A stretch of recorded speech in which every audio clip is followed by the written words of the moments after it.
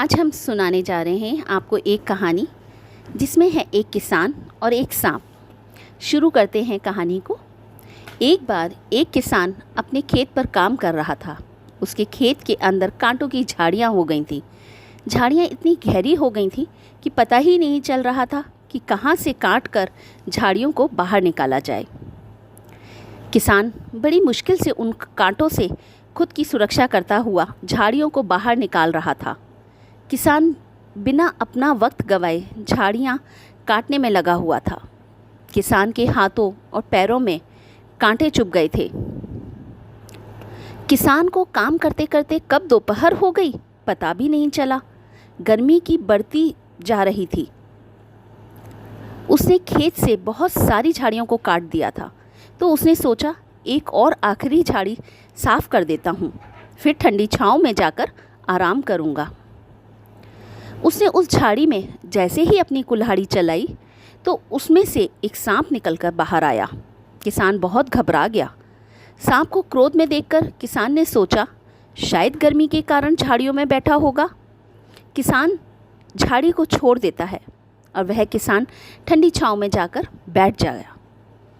थोड़ी गर्मी कम होने पर सांप यहाँ से चला जाएगा, फिर अपना काम करूँगा। मौसम थोड़ा ठंडा हुआ और वह किसान फिर अपना काम करने के लिए चला गया।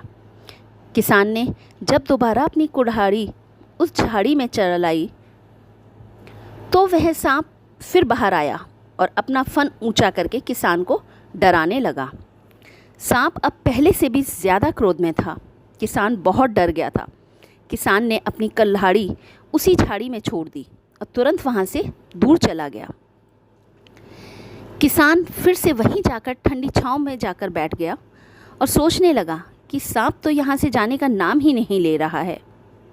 किसान थोड़ी देर और आराम करने के बाद फिर वहाँ जाता है तो देखता है कि सांप अभी भी वहीं पर है। सांप अभी बहुत क्रोध में है। यहाँ से जाने में ही उस फ़ायदा है, यह सोचकर किसान अपने घर चला गया। किसान बहुत घबराया हुआ था तो उसे पूरी रात नींद भी नहीं आई।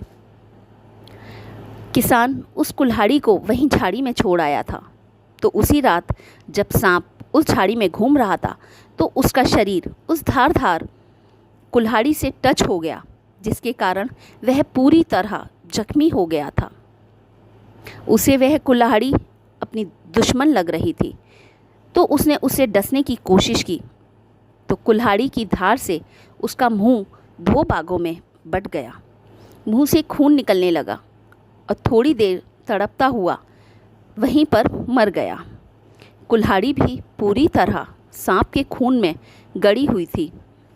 सुबह किसान उठा और अपना काम करके थोड़ी देर बैठा और सोचने लगा कि सांप अब तो कहीं चला गया होगा, मुझे अब जाना चाहिए।